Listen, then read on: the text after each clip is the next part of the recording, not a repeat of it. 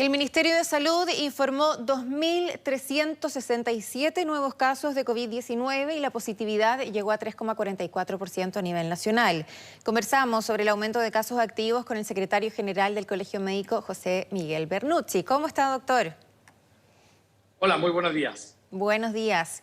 ¿Está preocupado, doctor, por el aumento de la cifra o todavía le parece que está dentro del rango de lo normal, tomando en cuenta la apertura, la mayor movilidad, las menores restricciones? Yo creo que estamos todos preocupados. Estamos todos preocupados viendo que efectivamente hemos tenido una alza significativa. Sin embargo, nosotros concordamos con varios expertos, incluido el Ministerio de Salud, que ha señalado que el número de mayor preocupación efectivamente, más que el número de contagiados, va a ser el número de hospitalizados, ¿no es cierto? Va a ser el número de pacientes que ingresan a la unidad de cuidado intensivo y va a ser el número de fallecidos que eventualmente pueda aumentar. Si nosotros vemos los números divididos en promedios semanales desde 7 días atrás, el aumento de casos ya lo hemos sostenido hace varias semanas atrás y desde hace un par de semanas atrás ya empezamos a ver un aumento de hospitalizados y también hemos visto un aumento de ingresos de pacientes a unidades críticas. Entonces, en ese sentido, efectivamente, la preocupación va por ese lado y efectivamente es algo que tenemos que estar monitorizando continuamente. Yo no sé si usted está de acuerdo, pero al menos en la cifra de fallecidos, lamentablemente tuvimos 17 en las últimas 24 horas y enviamos las condolencias, por supuesto, a sus familiares y seres queridos. Sí se va notando, independiente de los contagios, lo que logra la vacuna, que ese es el fin último, ¿no? Evitar las hospitalizaciones, evitar el colapso del sistema sanitario y evitar la muerte, es decir, que se agraven los síntomas para tener que llegar a esa instancia. Y al parecer, ahí sí se ve una diferencia respecto a cuando no teníamos esta parte importante de la población vacunada. Bueno, efectivamente, tal como usted señala, eso lo que usted señala es lo que desde el punto de vista técnico se conoce como los efectos poblacionales de la vacuna. Esto quiere decir de que a medida que, ¿no es cierto?, que aumentamos nuestra cobertura de vacunación, lo que esperamos ver, más que la disminución de casos, sean los efectos protectores, tanto en hospitalización, conexión a ventilador mecánico y fallecidos. Eso efectivamente, si nosotros en este minuto de la pandemia no tuviéramos la vacuna, efectivamente no tendríamos los números que tenemos hoy en día.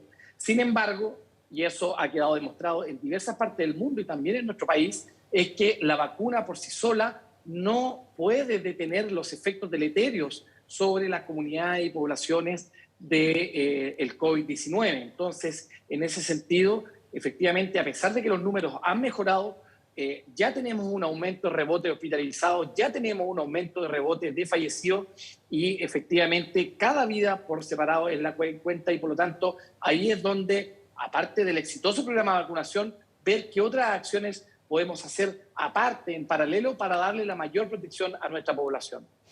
También quizá aumentar o hacer una campaña por parte del MinSal, no dejárselo solo en los medios de comunicación, la información a las personas de por qué es importante una tercera dosis, porque hay un número de rezagados importantes que se han confiado con la primera y la segunda y que todavía no le toman el peso a tener que ir a aplicarse la tercera. Bueno, yo creo que efectivamente ahí tenemos un gran espacio para crecer.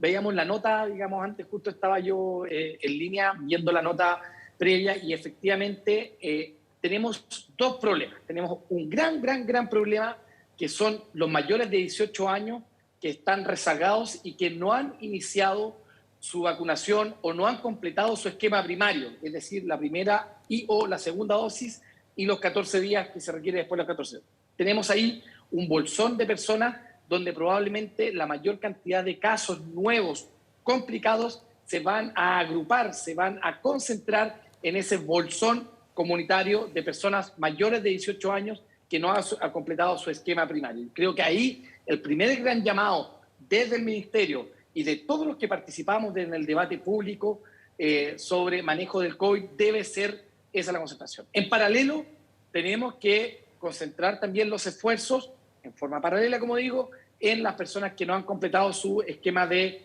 tercera dosis. Los resultados no clínicos, sino los resultados en laboratorio de inmunicidad, efectivamente dicen que la tercera dosis sirve, que nos ayuda a disminuir los casos más complicados y en ese sentido llamar a la población que hay vacunatorio disponible. Ustedes recién mostraban, si no me equivoco, el Club Providencia, ¿no es cierto?, en la comuna de Providencia, donde había muy poquita gente y por lo tanto, en ese sentido, a todos los vecinos y a todas las personas que trabajan y que se encuentran cercanos al lugar puedan asistir a los lugares de vacunación para, ¿no es cierto?, administrar esta tercera dosis que se hace tan necesaria. Y en paralelo a eso, bueno, ver todas las medidas, ¿no es cierto?, que sean necesarias, aparte de la vacunación, para poder manejar esto, como ya lo hemos visto, ¿no es cierto?, en base a lo que pasó a nuestros candidatos a presidencia la semana pasada. En caso que haya síntomas, testearse. No podemos confiarnos en que esto es solamente resfriado, sino tenemos que testearnos y hacer un aislamiento precoz, ¿no es cierto?,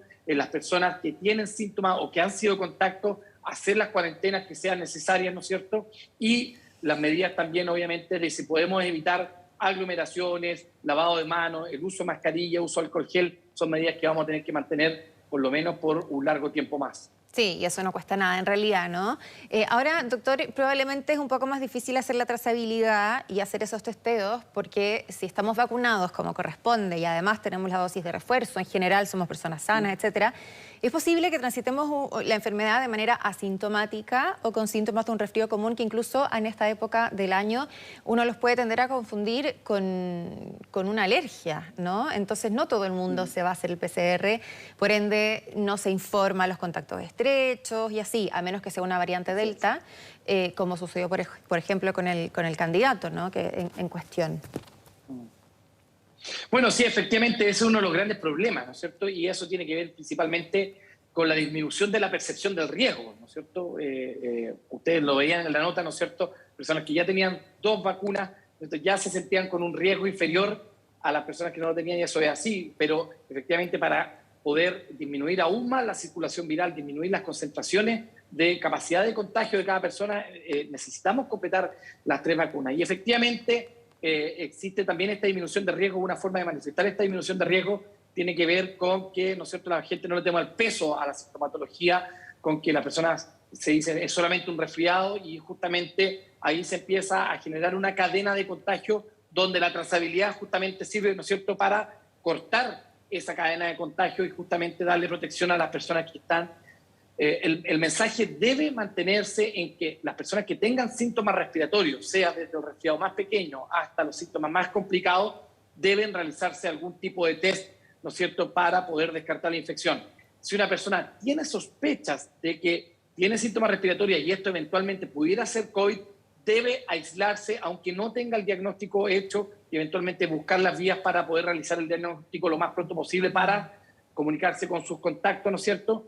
Y si yo sé que soy contacto conocido de una persona con COVID-19, tengo que aislarme independiente, digamos, si tengo PCR o no positiva, si que tengo disponibilidad de realizarme la PCR o si la autoridad, incluso la autoridad no me haya contactado, igual debo aislarlo. Esas son comunicaciones de riesgo que deben mantenerse presentes y que nosotros estamos obligados, ¿no es cierto?, a repetirlo hasta el cansancio, porque o si no, evidentemente, ¿no es cierto?, no vamos a nunca poder salir de este problema.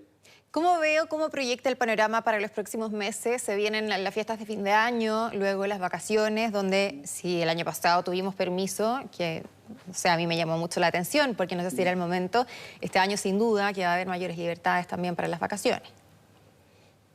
Bueno, efectivamente lo que pasa en los próximos meses va a depender un poco también de la evolución de estas próximas semanas para ver, digamos, hacia dónde va a apuntar la gravedad del presente rebrote, ola o como se quiera que se quiera llamar. Evidentemente, la movilidad de las vacaciones va a depender mucho de lo que pase la siguiente semana, de lo que pase con la realidad de la vacunación en nuestro país, ¿no es cierto? Si logramos meter e incluir a estos bolsones que se nos están quedando afuera, y va a depender evidentemente de la realidad internacional.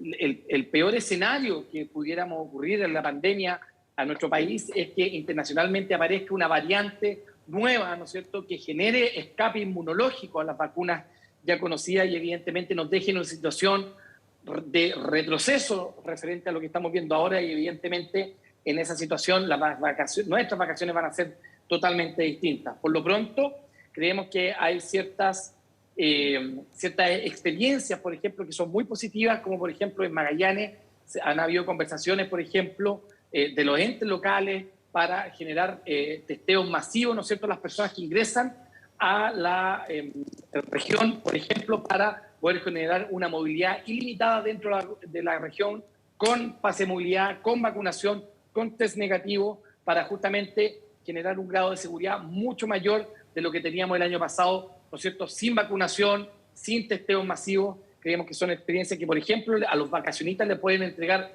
mucho mayor rango de seguridad, a la gente que trabaja en turismo también, y evidentemente eso poder reactivar un área de la economía que es súper sensible para nuestro país. Doctor, estando tan instalada la variante Delta, si tenemos COVID-19, ¿la opción de que estemos contagiados con esta variante es muy alta? Es tremendamente alta, casi 100%. Si nosotros vamos a ver a los muestreos que hace el Ministerio, el 90% de todos los muestreos, que no son muestreos aleatorios, sino son algunos tipos de muestreos, se hacen, pero también hay experiencias locales.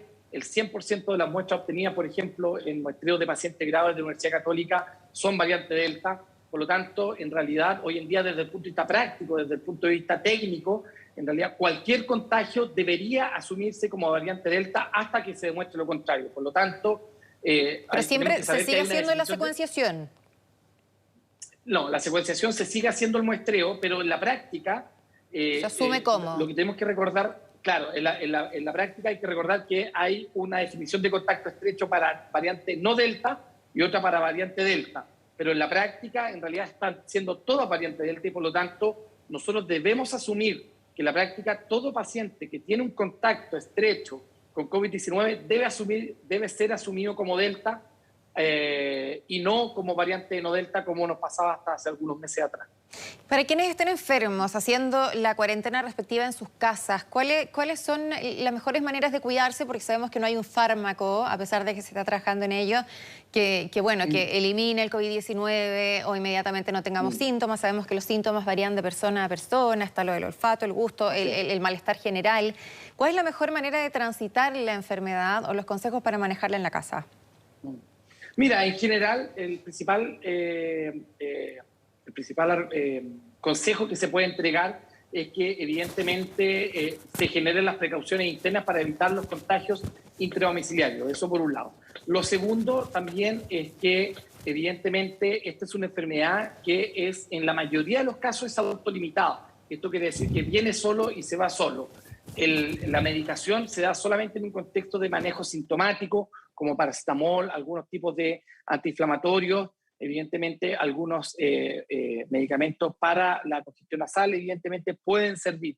Ahora, lo más importante y principal es estar atento a los síntomas de alarma.